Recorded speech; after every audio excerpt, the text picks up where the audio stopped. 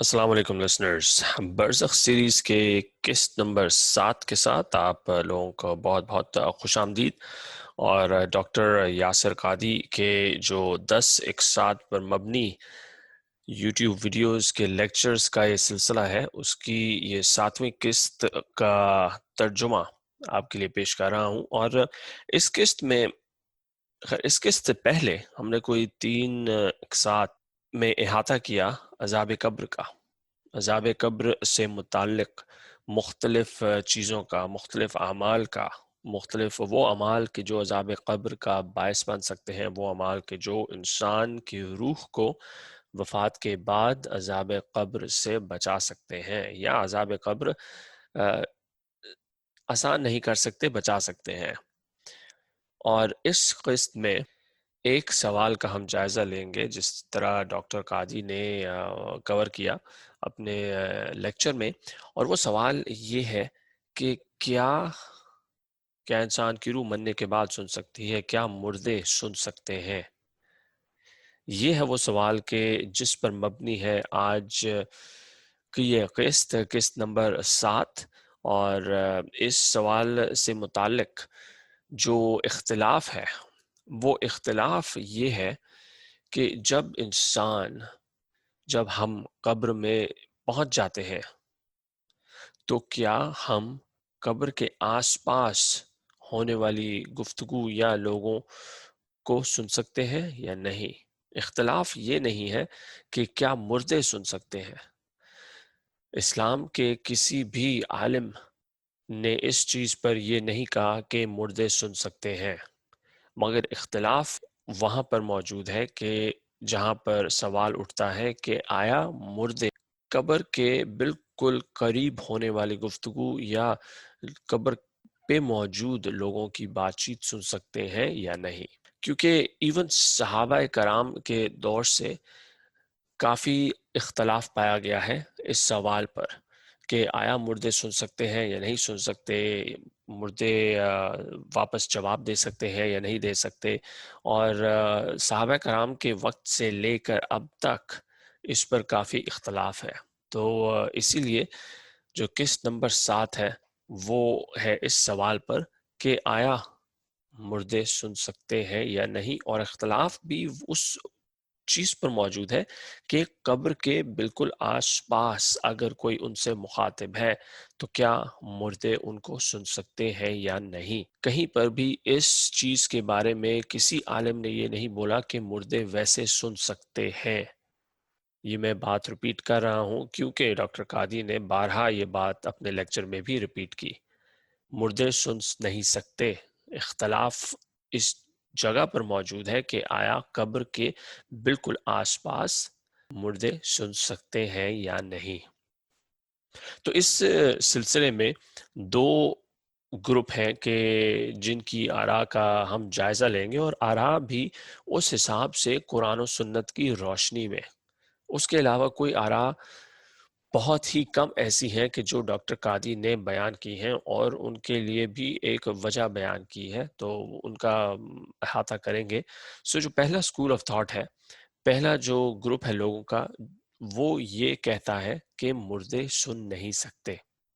اور اس میں سب سے آگے ہیں کون؟ حضرت عائشہ صدیقہ رضی اللہ تعالی عنہا، اور ان کا یہ کہنا ہے کہ مردے سن نہیں سکتے، جیسا کہ ان کے بعد آنے والے کئی علماء نے اسی بات کو دہرایا کہ مردے سن نہیں سکتے۔ اور حضرت عائشہ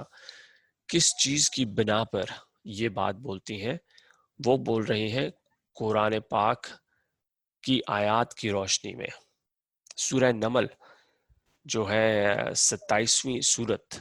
قرآن پاک کی، اس کی آیت نمبر 80، اس میں اس چیز کا ذکر ہے، اور بڑے صاف الفاظ میں بیان کیا گیا ہے کہ کچھ شک نہیں کہ تم مردوں کو نہیں سنا سکتے اور نہ بہروں کو، جبکہ وہ پیٹھ پھیر کر پھر جائیں آواز سنا سکتے ہو۔ اس میں صاف الفاظ میں بولا گیا ہے کہ اس میں کوئی شک نہیں کہ تم مردوں کو سنا سکتے ہو۔ اور پھر سورہ روم کی آیت نمبر 52، 30ویں سورت ہے جس کی آیت نمبر 52، بالکل یہی الفاظ دہرائے گئے ہیں اس آیت میں بھی. تو تم مردوں کو بات نہیں سنا سکتے اور نہ بہروں کو کہ جب وہ پیٹھ پھیر کر پھر جائیں. تو دو صورتیں قرآن پاک میں موجود ہیں کہ جن میں ایک ہی آیت دہرائی گئی ہے. اب اس کا مطلب کیا ہے؟ اس کی جو ڈیٹیل ہے اس میں ہم دوبارہ جائیں گے، مگر اس میں بولا گیا ہے صاف صاف کہ تم مردوں کو نہیں سنا سکتے. اب اس میں معاملہ ایک آتا ہے سمجھ کا، انٹرپریٹیشن کا، یا اس کے معنی کا. اس کے دو معنی ہو سکتے ہیں، مگر اس وقت جو معنی ہے وہ ہے سننا آواز کا،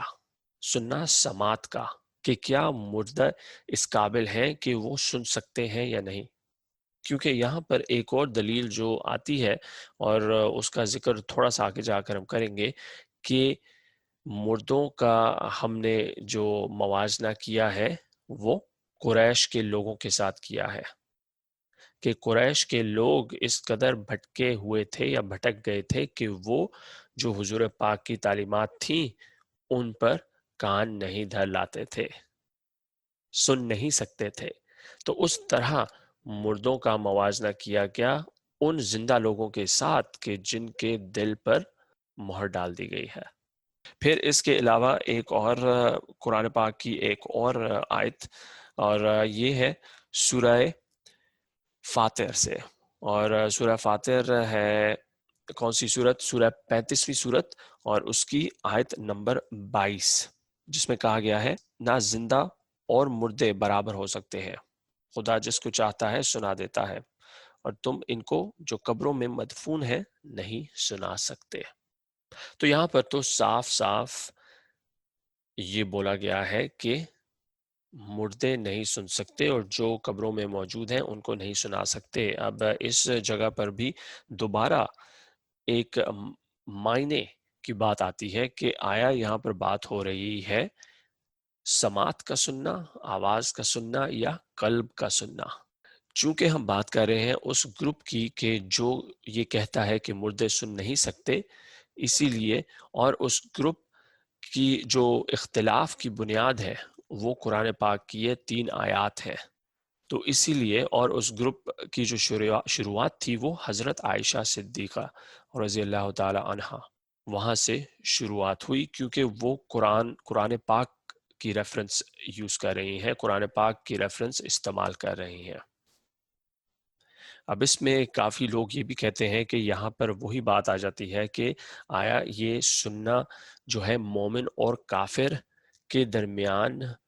نشاندہی کرنا ہے، یا یہ زندہ اور مردہ کے درمیان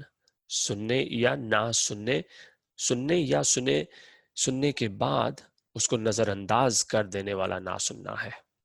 تو اس پہ بات ہوگی آگے چل کر. اب جو دوسرا گروپ ہے وہ یہ کہتے ہیں کہ مردے سن سکتے ہیں، جہاں پر انہیں دفنایا گیا ہے اس کے بالکل قرب و جوار میں، اس کے بالکل آس پاس اگر ان سے کوئی مخاطب ہو تو وہ سن سکتے ہیں. اور اس سلسلے میں سب سے پہلی جو حدیث ہے وہ ہے عمر بن خطاب اور ان کے صاحبزادے کی، کہ جب غزوہ بدر کے بعد حضور پاک صلی اللہ علیہ وآلہ وسلم نے قریش کے مردوں کو دفنا دیا، تو 2-3 دن بعد حضور پاک صلی اللہ علیہ وآلہ وسلم جب مدینہ کے لیے واپس نکلنے لگے تو ان قبروں کے پاس آ کر قریش کے ان لوگوں سے نام لے کر مخاطب ہوئے حضور پاک صلی اللہ علیہ وآلہ وسلم، بالکل ان کی قبروں کے اوپر، قبروں کے پاس کھڑے ہو کر حضور پاک صلی اللہ علیہ وآلہ وسلم نے قریش کے ان لوگوں کو مخاطب کرتے ہوئے، نام سے مخاطب کرتے ہوئے بولا کہ کیا تم نے اللہ تعالیٰ کا وعدہ سچا پایا یا نہیں؟ کیونکہ آج میں نے اللہ تعالیٰ کا وعدہ سچا پایا. اور یہ سن کر حضرت عمر وہ فوراً بولے کہ یا رسول اللہ، یہ کیسے آپ کی آواز سن سکتے ہیں اور آپ کو واپس جواب دے سکتے ہیں کہ جبکہ یہ مر چکے ہیں؟ اس بات پر حضور پاک صلی اللہ علیہ وآلہ وسلم نے جواب دیا کہ قسم اس کی کہ جس کی قبضے میں میری جان ہے۔ تم بالکل اسی طرح میری آواز اس وقت سن سکتے ہو کہ جیسے یہ میری آواز سن سکتے ہیں۔ اور یہ حدیث بخاری میں بھی موجود ہے اور سیرت کی تمام کتابوں میں موجود ہے، اور ابن ہشام کی کتاب میں بھی موجود ہے، مگر بخاری میں موجود ہے تو صحیح حدیث ہے۔ بخاری اور جو سیرت کی دوسری کتابیں ہیں ان کے آگے جانے کی ہمیں بالکل ضرورت بھی نہیں پڑے گی۔ بہرحال حدیث پہ واپس آتے ہیں تو حضور پاک صلی اللہ علیہ وآلہ وسلم نے اللہ تعالیٰ کی قسم کھا کر یہ بولا کہ قسم ہے اس کی کہ جس کے قبضے میں میری جان ہے، تم مجھے بالکل اسی طرح سن سکتے ہو کہ جس طرح یہ مجھے سن سکتے ہیں۔ تو اگر رسول اللہ صلی اللہ علیہ وآلہ وسلم کسی چیز کے بارے میں، کسی بات کے بارے میں اللہ تعالیٰ کی قسم لے رہے ہیں تو اس قسم کا مقام اور اس قسم کے ساتھ بندھی ہوئی بات کا مقام کیا ہوگا، اس بات کی سچائی کیا ہوگی، اس چیز کا اندازہ ہم اچھی طرح لگا سکتے ہیں۔ یہ تو تھی سب سے پہلی مثال، سب سے پہلی حدیث کہ جس سے ہمیں پتہ لگتا ہے کہ مردے جب مردوں کے پاس کھڑے ہو کر کوئی ان سے مخاطب ہو تو جی ہاں ان کو آواز جاتی ہے۔ اب اس کے بعد بخاری میں ایک حدیث ہے کہ حضور پاک صلی اللہ علیہ وآلہ وسلم نے فرمایا کہ جب کسی شخص کو قبر میں اتارا جائے اور اس کے جو دوست احباب ہیں وہ واپس جا رہے ہوں تو مردہ جو قبر میں موجود ہوتا ہے، میت جو قبر میں موجود ہوتی ہے، ان لوگوں کے پلٹتے پاؤں کی آواز سن سکتا ہے۔ یعنی کہ اگر ہم کسی کو دفنا کے واپس الٹے پاؤں واپس چلنے لگ گئے ہیں تو مردہ ان لوگوں کی آواز سن سکتا ہے جیسے وہ قبرستان چھوڑ کر جا رہے ہوں۔ یہ بخاری کی حدیث ہے۔ ایک اور حدیث بخاری اور مسلم میں موجود ہے کہ عائشہ رضی اللہ تعالی عنہا سے روایت ہے کہ حضور پاک صلی اللہ علیہ وآلہ وسلم اپنے آخری ایام میں ایک رات اٹھ کر جنت البقیع گئے، اور حضرت عائشہ رضی اللہ تعالی عنہ کے مطابق جبریل علیہ السلام نے حضور پاک صلی اللہ علیہ وآلہ وسلم کو بولا کہ جنت البقیع جائیں، اور وہاں پہنچ کر حضور پاک صلی اللہ علیہ وآلہ وسلم نے قبر کے لوگوں سے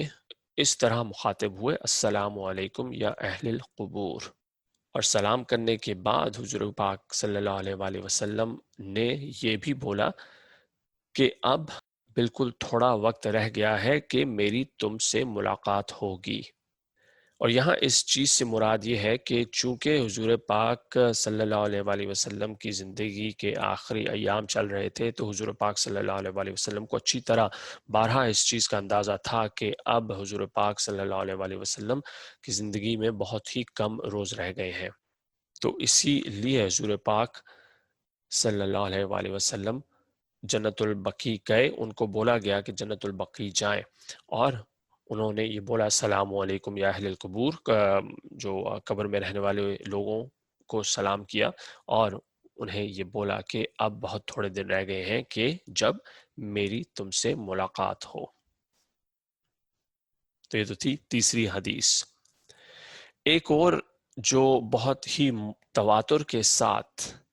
بیان کی گئی ہے، کچھ 15 سے زیادہ صحابہ نے اس چیز کو بیان کیا ہے، اور اگر ایک چیز 15 سے زیادہ صحابہ نے بیان کیا ہے تو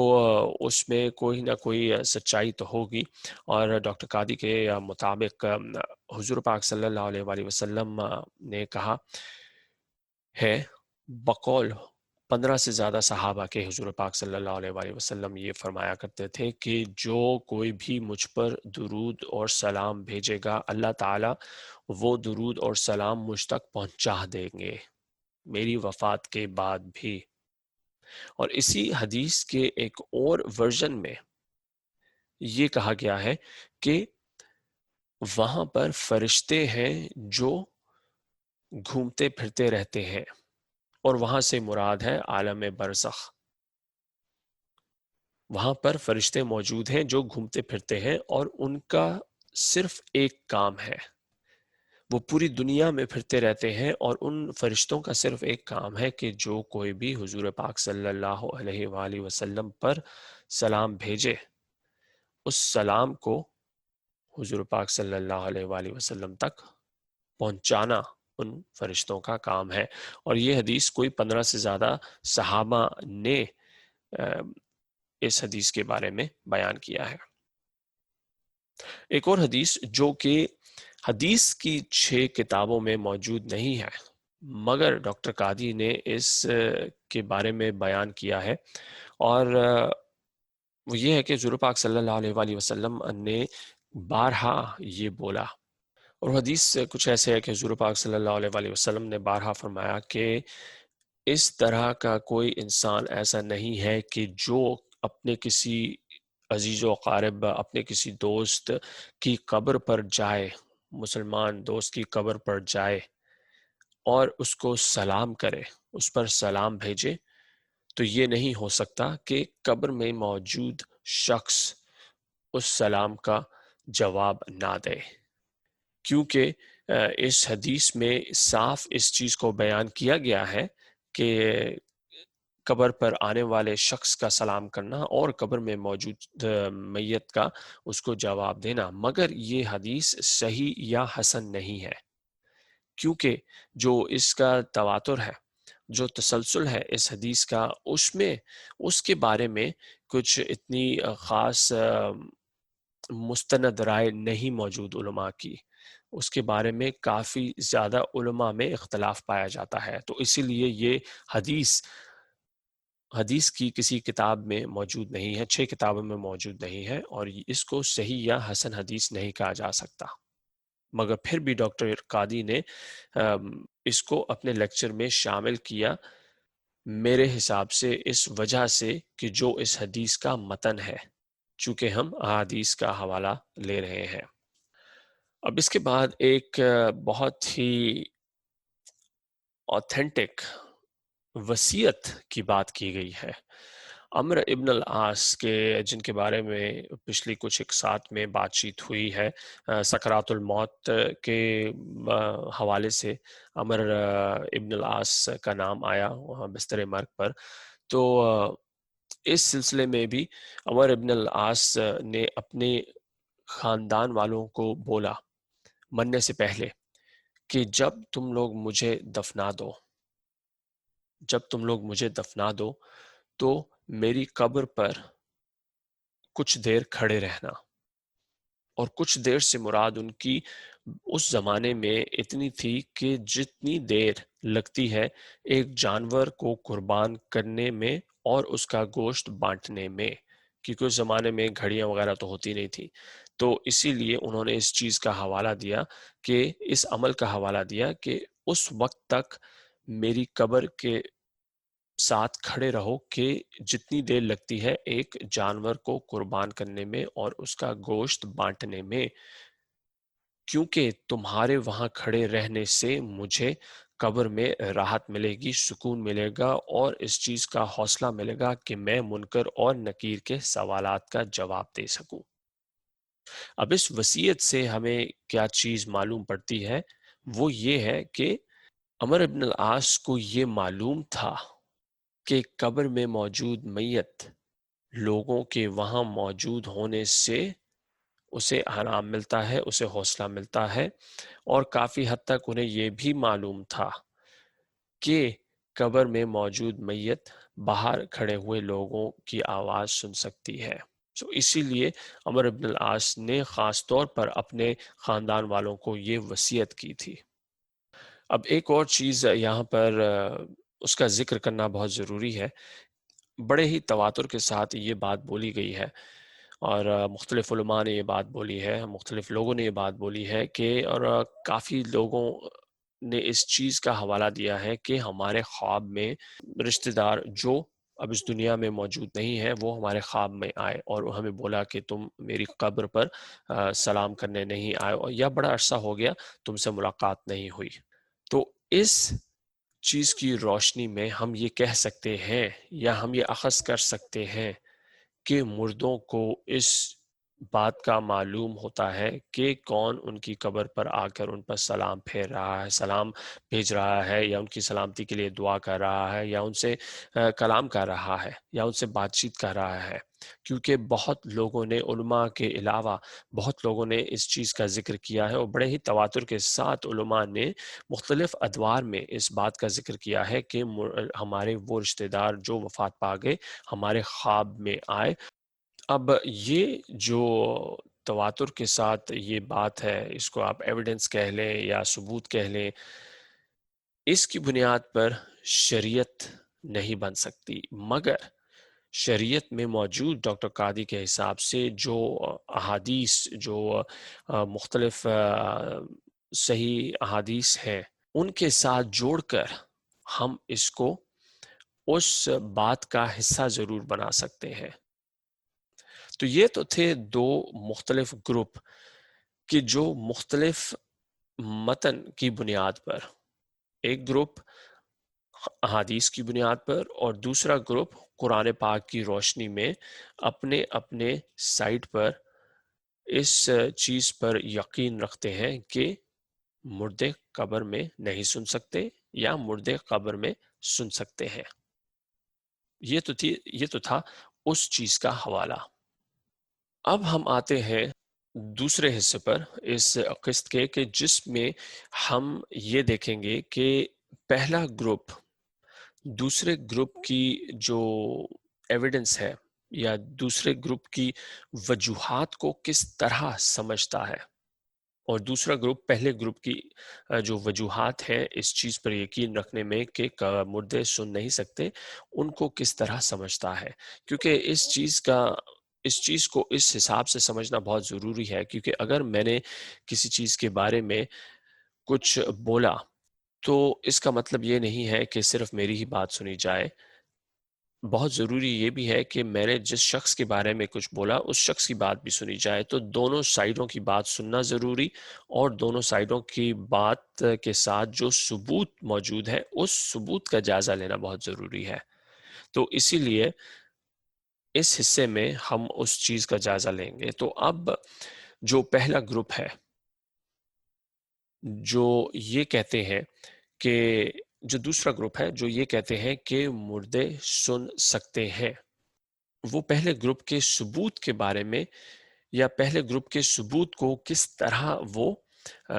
اس کا کس طرح ترجمہ کرتے ہیں، اس کی کس طرح تفسیر کرتے ہیں۔ یعنی کہ دوسرا گروپ جو یہ کہتا ہے کہ مردے سن سکتے ہیں، وہ کیا کہتے ہیں قرآن پاک کی ان آیات کے بارے میں، 3 آیات جو یہ کہتی ہیں کہ مردے سن نہیں سکتے، یا زندوں اور مردوں کو ایک طرح سے نہیں گردان سکتے کیونکہ مردے سن نہیں سکتے۔ اب یہ گروپ یہ کہتا ہے کہ قرآن پاک کی ان 3 آیات میں جو بولا گیا ہے کہ مردے سن نہیں سکتے، اس سے مراد سننا جو ہے وہ قلب کا سننا ہے،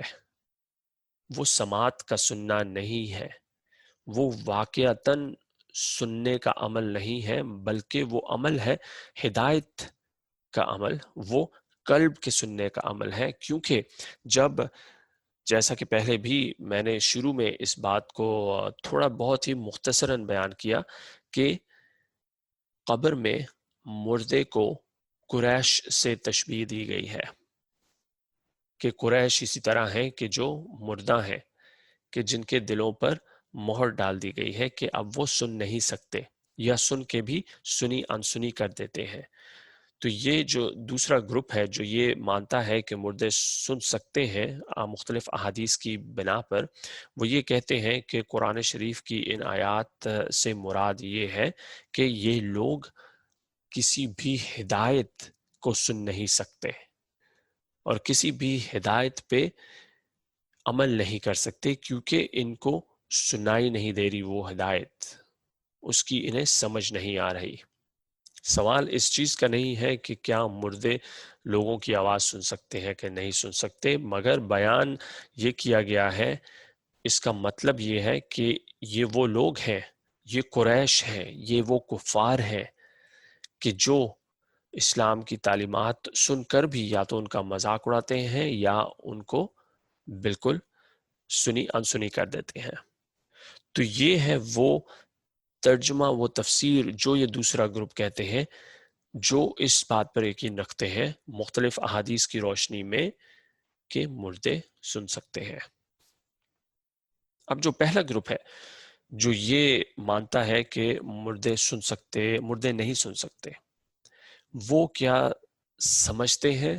کس طرح ان تمام احادیث کا جائزہ لیتے ہیں کہ جو یہ بیان کرتی ہیں، جو یہ ثبوت فراہم کرتی ہیں کہ مردے سن سکتے ہیں۔ اب وہ یہ کہتے ہیں کہ یہ جو تمام ثبوت احادیث کی صورت میں بیان کیے گئے ہیں، یہ ایکسیپشنز ہیں، یہ وہ اعمال نہیں ہے کہ جو ہمیشہ ہوتے ہیں۔ اب جیسے حضور پاک کا اہل قریش کی قبر پر کھڑے ہو کر ان کو فردن فردن نام سے مخاطب کرنا، یہ اس موقع پر اللہ تعالیٰ نے استثناء دی تھی مردوں کو، ان مردوں کو نہ سننے کی استطاعت سے استثناء قرار دے دیا تھا، یعنی کہ ان مردوں کو اللہ تعالیٰ نے ایکسیپشن دے دی تھی کہ انہیں حضور پاک کی آواز آ رہی تھی۔ تو اس سلسلے میں مردوں کا سننا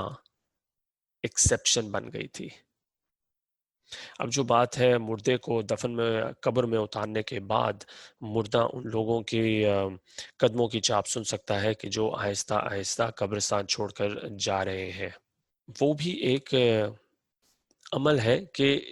جس کو بہت ہی سرسری طور پر لیا گیا ہے، کہ جس کو اتنے سیریسلی نہیں لیا گیا،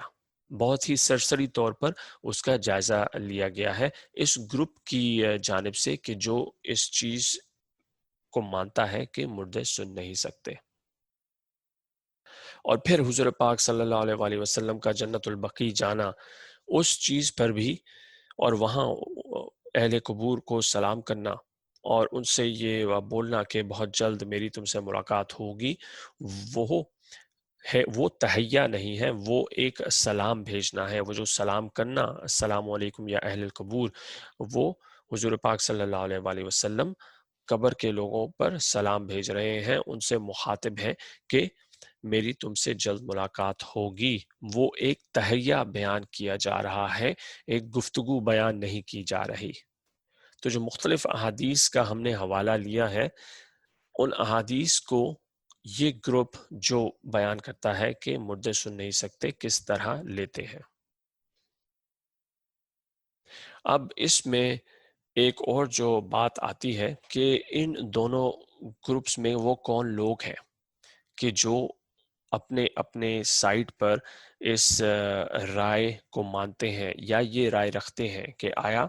میں پہلے گروپ میں ہوں کہ جو یہ مانتا ہے کہ مردے سن نہیں سکتے، یا میں دوسرے گروپ میں ہوں جو یہ مانتا ہے کہ مردے سن سکتے ہیں۔ جو حدیث کی روشنی میں جو وہ لوگ جو اس چیز کو مانتے ہیں کہ مردے سن سکتے ہیں، اس میں عمر بن خطاب، پھر انس ابن مالک، ابن حزم، ابن تیمیہ، امام سیوطی، ابن قیم، جو یہ کافی بڑے نام ہیں اسلامک علم کے، جنہوں نے کافی کتابیں لکھی ہیں، کافی کام کیا ہے اسلامک تاریخ پہ، اسلامی تاریخ پر، یہ تمام لوگ اس رائے پر متفق ہیں کہ مردے سن سکتے ہیں۔ ابن تیمیہ اپنی کتاب مجموعہ فتاوی میں لکھتے ہیں کہ کسی نے پوچھا کہ کیا مردے سن سکتے ہیں، تو ابن تیمیہ نے بولا کہ ہاں وہ سن سکتے ہیں ایک دوسرے کی آواز قبر میں، اور وہ آواز قبر سے باہر نہیں جاتی، اور ان لوگوں کی آواز کی جو ان سے مخاطب ہوتے ہیں، والیوم نمبر 4 پیج نمبر 298 میں۔ اور ابن تیمیہ اس بارے میں بہت ہی زیادہ اصرار کرتے ہیں کہ جو حضرت عائشہ صدیقہ رضی اللہ تعالی عنہا، انہوں نے حضور پاک کی احادیث کو جو تفسیر کیا یا جس حساب سے ان کا ترجمہ کیا یا تفسیر لی یا ان کو ایکسپلین کیا، تو حضرت عائشہ رضی اللہ تعالی عنہ کو اس چیز کی، اس تفسیر کرنے کی یا اس کا ترجمہ کرنے کی قطعاً کوئی ضرورت نہیں تھی، کیونکہ اس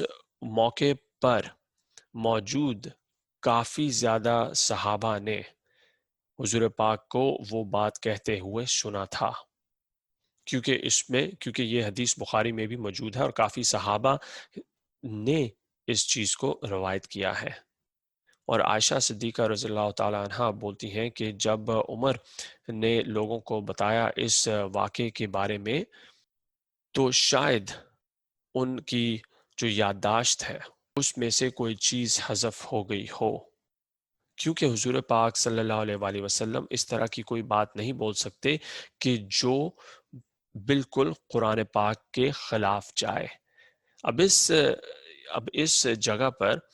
ہمیں اس چیز کا اندازہ کرنا یا ہمیں اس چیز کو مد نظر رکھنا بہت ضروری ہے کہ حضرت عائشہ صدیقہ بالکل قرآن پاک کی ان آیات کی روشنی میں یہ سب کچھ بول رہی ہیں، اور اس لیے وہ یہ بول رہی ہیں کہ رسول اللہ صلی اللہ علیہ وآلہ وسلم کیوں قرآن پاک کے خلاف جائیں گے۔ تو اسی لیے انہوں نے عمر بن خطاب پر سلامتی بھیجی اور پھر یہ بھی بولا کہ شاید عمر کی یادداشت کی وجہ سے عمر نے اس طرح کی کوئی بات بولی ہے۔ مگر ابن تیمیہ بولتے ہیں کہ یہاں پر اس قسم کی بات کرنے کی کوئی ضرورت نہیں ہے، کیونکہ حضور پاک نے جو وہ بات بولی اہل قریش کی قبر پر موجود ہو کر اس کو کافی زیادہ لوگوں نے سنا تھا۔ اور پھر ابن قیم اپنی جو کتاب الروح صفحہ 141 میں بتاتے ہیں کہ اللہ تعالی نے کبھی بھی اپنی ان آیات کی نفی نہیں ہونے دی، کیونکہ حضور پاک صلی اللہ علیہ وآلہ وسلم کس طرح قرآن پاک کی نفی کرتے ہوئے یہ بولیں گے کہ قبر میں موجود شخص کو ان لوگوں کے قدموں کی چاپ سنائی دیتی ہے کہ جب وہ اس شخص کو قبر میں اتار کر واپس چلنے لگ جاتے ہیں۔ اگر قرآن پاک میں موجود ان آیات کا مطلب یہ ہوتا کہ مردے بالکل بھی سن نہیں سکتے، اور یہ سننا ہوتا سماعت کا سننا، تو حضور پاک صلی اللہ علیہ وآلہ وسلم کبھی بھی اس طرح کی بات نہیں کرتے۔ اور پھر حضور پاک صلی اللہ علیہ وآلہ وسلم نے ہمیں یہ بھی بتایا غزوہ بدر میں اہل قریش کی قبر پہ کھڑے ہو کر کہ یہ اللہ تعالیٰ اس کی قسم کہ جس کے قبضے میں میری جان ہے تم مجھے اسی طرح سن سکتے ہو کہ جس طرح یہ میری آواز سن سکتے ہیں، عمر رضی اللہ تعالیٰ عنہ سے مخاطب ہو کر۔ اور پھر حضور پاک صلی اللہ علیہ وآلہ وسلم کیوں یہ بولتے، ایون دو کہ یہ حدیث صحیح یا حسن نہیں ہے، مگر پھر بھی کافی تواتر کے ساتھ یہ حدیث آئی ہے، کیوں حضور پاک صلی اللہ علیہ وآلہ وسلم یہ بولتے کہ جب تم قبرستان میں اپنے کسی دوست عزیز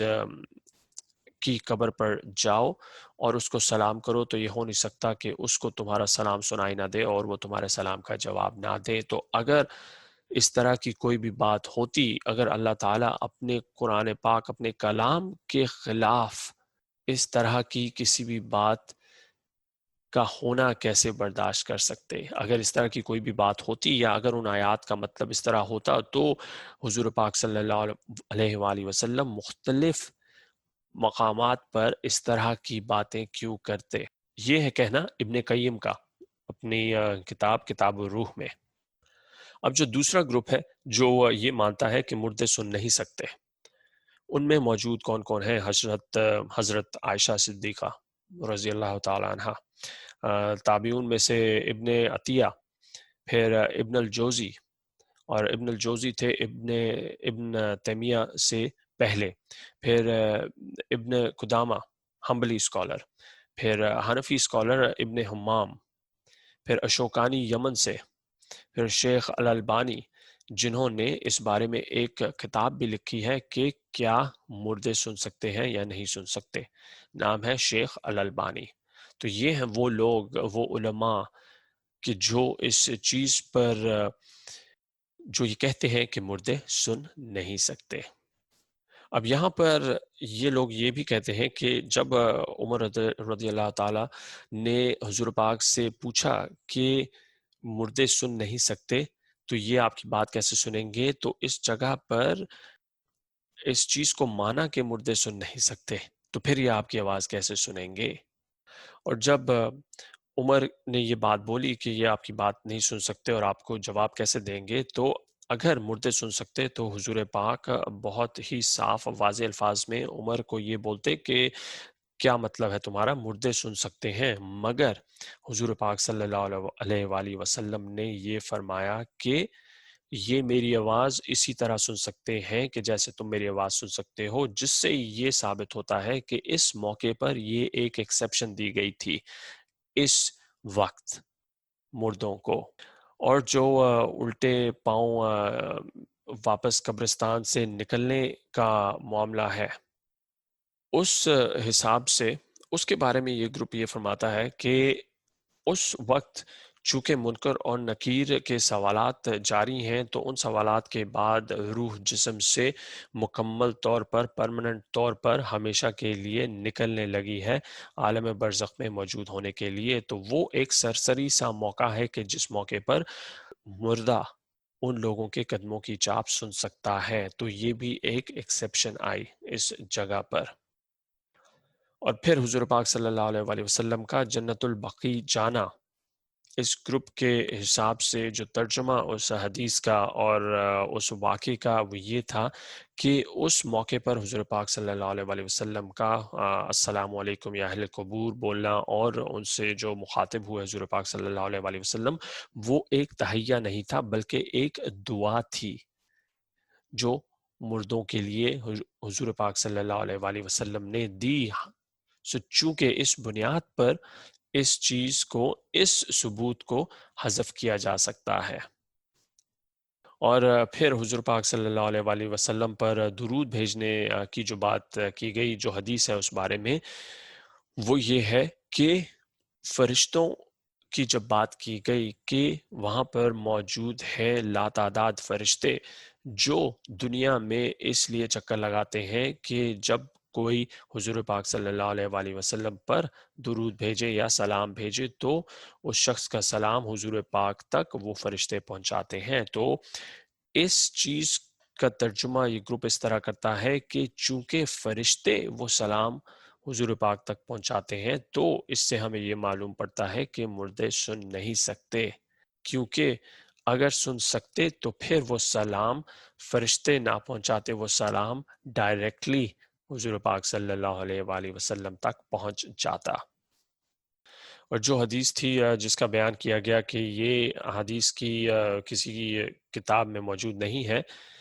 کہ ایک شخص کا اپنے دوست کی قبر پر جانا اور اس کو سلام کرنا اور مردے کا سلام کا جواب دینا، چونکہ یہ کسی حدیث کی کتاب میں موجود نہیں ہے، اس کو مستند حدیث نہیں مانا جا سکتا۔ اور عمرو ابن العاص نے جو وصیت کی اس کو ایک وصیت ہی گردانا گیا ہے اس گروپ کی جانب سے۔ انہوں نے اس وصیت کو ایک وصیت کی حیثیت سے ہی لیا ہے، اور وہ وصیت شریعت نہیں بن سکتی، شریعت کا حصہ نہیں بن سکتی۔ اس وصیت کو ہم ایک واقعہ گردان کر اس سارے سلسلے کی کڑی ضرور بنا سکتے ہیں، مگر اس وصیت کو ہم شریعت نہیں بنا سکتے۔ اس وصیت کی بنیاد پر ہم یہ اخذ نہیں کر سکتے کہ مردوں کو سنائی دیتا ہے۔ یہ تو تھا دوسرا حصہ اس قسط کا کہ تو یہاں پر ہم نے جائزہ لیا اس چیز کا، اس سمجھ کا، اس ترجمے کا، اس تفسیر کا، جس کی بنا پر ایک گروپ دوسرے گروپ کے ثبوت کو کس طرح سمجھ رہا ہے یا اس کی تفسیر کس طرح کر رہا ہے اس معاملے میں کہ آیا مردے سن سکتے ہیں یا نہیں سن سکتے۔ اب ڈاکٹر قادی اس بارے میں کیا بولتے ہیں؟ وہ ان کے مطابق جب صحابہ کرام سے لے کر آج تک علماء اس چیز پر متفق نہیں ہو سکے تو ہمیں اس چیز کے بارے میں کچھ اتنا زیادہ سوچنے کی، پریشان ہونے کی ضرورت نہیں ہے۔ ہاں، یہ بات ضرور اس حساب سے سوچنے والی ہے کہ آیا جب ہم کسی شخص کی قبر پر جاتے ہیں تو اس پر سلام بھیجنا یا اس کے لیے دعا کرنا، اگر ہمیں لگتا ہے کہ ان کو ہماری آواز آ رہی ہے تو شاید لوگ اور زیادہ خشوع و خضوع کے ساتھ لوگوں کے لیے دعا کریں یا ان کے لیے قرآن شریف پڑھیں، صدقہ جاریہ کریں۔ تو شاید اس وجہ سے زیادہ لوگوں کے لیے مناسب ہو اس چیز کو سمجھنا، یہ ماننا کہ مردے کو ہماری آواز آ سکتی ہے. اور اس چیز کو سمجھنے کے بعد اگر ہم اس چیز کا فیصلہ بھی کر لیں کہ کیا مردے کو ہماری آواز آ سکتی ہے یا نہیں آ سکتی، تو اس کی بنا پر شریعت کا کوئی حکم تبدیل نہیں ہوگا، فقہ کی کوئی گردان چینج نہیں ہوگی، یا امت مسلمہ کا کوئی فتویٰ چینج نہیں ہوگا. یہ ایک ایسی چیز ہے کہ جو ہماری سمجھ بوجھ کے لیے جس پر لوگ کافی زیادہ بات کرتے ہیں. اور کافی علماء نے اس چیز کو اسی لیے بھی کیوں دھتکارا کہ ہمیں اس چیز کے پیچھے پڑنا چاہیے کہ آیا مردے سن سکتے ہیں یا نہیں، کیونکہ کافی علماء اس چیز سے بھی ڈرتے تھے کہ اگر ہم یہ ماننے لگ گئے کہ مردے سن سکتے ہیں، اور اگر ہمارے پاس صرف یہی ثبوت ہوتا کہ مردے سن سکتے ہیں، تو انسان کیا معلوم قبر پر کھڑے ہو کر مردے سے ہی بولتا کہ کیا تم اللہ تعالیٰ سے یہ مانگ سکتے ہو کہ مجھے یہ چاہیے، یہ چاہیے، یہ چاہیے، جو کہ شرک کے زمرے میں آتا ہے کہ آپ ایک مردے کی قبر پر کھڑے ہو کر مردے سے کچھ مانگ رہے ہیں بجائے اس کے کہ سیدھا اللہ تعالیٰ سے دعا کرنے کے. تو اس شرک سے بھی انسان کو بچانے کے لیے کافی علماء کی یہ رائے ہے کہ ہمیں اس بحث میں پڑھنے کی بالکل کوئی ضرورت نہیں کہ مردے سن سکتے ہیں، کیونکہ یہ چیز ہمیں لے کے جائے گی ایک حرام عمل کی طرف، شرک جو کہ مکمل طور پر حرام ہے، ممنوع قرار دیا گیا ہے. ڈاکٹر قادی کہتے ہیں کہ صرف اللہ تعالیٰ کو معلوم ہے کہ مردے کس استطاعت میں سن سکتے ہیں یا نہیں سن سکتے ہیں، یہ صرف اللہ تعالیٰ کو معلوم ہے. قرآن شریف نے جو احاطہ کیا ہے 3 آیات میں، ان کا ترجمہ بھی موجود ہے، ان کا متن بھی موجود ہے. اب یہ پڑھنے والے پر منحصر ہے کہ وہ اس کو کس طرح سمجھتا ہے، کس طرح اس کی تفسیر کو سمجھتا ہے اور پڑھتا ہے. مگر ابن تیمیہ کے مطابق قرآن پاک کی وہ آیات بات کرتی ہیں سننا قلب کا. ابن تیمیہ کی کتاب مجموعہ فتاوی والیوم نمبر 5 پیج 366 میں انہوں نے یہ بات بولی ہے کہ یہ ساری جو روایات ہیں، اور ان کے علاوہ بھی بہت چیزیں ہیں جو ہمیں یہ بتاتی ہیں کہ مردے قبر کے بالکل قریب کھڑے ہوئے لوگوں کی بات سن سکتے ہیں، مگر مردے نہیں سن سکتے، مردے ہر چیز کو نہیں سن سکتے. تو یہ بہت ہی ایک ضروری چیز ابن تیمیہ نے اپنی کتاب میں بولی ہے. اور اس چیز کا خلاصہ کرتے ہوئے ڈاکٹر قادی یہی بولتے ہیں، مردے سن سکتے ہیں اس دعا کو کہ جو شخص ان کے لیے کرتا ہے بالکل قبر پر کھڑے ہو کے، اس سلام کو کہ جو شخص بھیجتا ہے قبر پر کھڑے ہو کے، اس بات کو کہ جو شخص کرتا ہے قبر پر کھڑے ہو کے مردے کے ساتھ. کیونکہ اب جیسے 2 نسلیں گزرنے کے بعد ایک پوتا یا پڑ پوتا آتا ہے اپنے دادا کی قبر پر، تو اس نے کبھی اپنے دادا پردادا کو نہیں دیکھا، تو وہ قبر پر سلام بھیجتا ہے. تو اس سلام کو وہ دادا کی جو روح ہے یا میت ہے وہ سنتی ہے اور اس کا جواب دیتی ہے. اور صرف اللہ تعالیٰ کو معلوم ہے کہ آیا مردے سن سکتے ہیں، کتنا سن سکتے ہیں، کیا کچھ سن سکتے ہیں. ہم انسان صرف قرآن پاک اور احادیث کی روشنی میں ان تمام چیزوں کا ایک جائزہ لے کر اپنی استطاعت کے مطابق جو بھی نیک اعمال کر سکتے ہیں ہمیں وہ کرنے چاہیے، نہ کہ اس بحث میں پڑھنا چاہیے کہ ہاں مردے سن سکتے ہیں، نہیں مردے نہیں سن سکتے، کیونکہ دونوں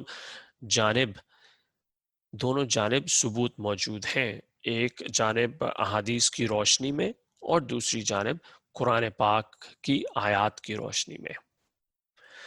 تو یہ تو تھا وہ جائزہ جو ہم نے لیا کہ آیا مردے سن سکتے ہیں یا نہیں سن سکتے. اور اس پہ ڈاکٹر قادی نے جو بیان کیا مختلف احادیث کی روشنی میں، مختلف علماء نے جو لکھا اس بارے میں اس کی روشنی میں، اور قرآن پاک کی آیات کی روشنی میں. تو مقصد اس کا صرف یہ ہے کہ ہم اس چیز کا جائزہ لیں، جسے کہتے ہیں looking at the bigger picture. ہم اس چیز کا جائزہ لیں کہ اس قسط کو ہم اس تناظر میں لیں کہ ہمارے مرنے کے بعد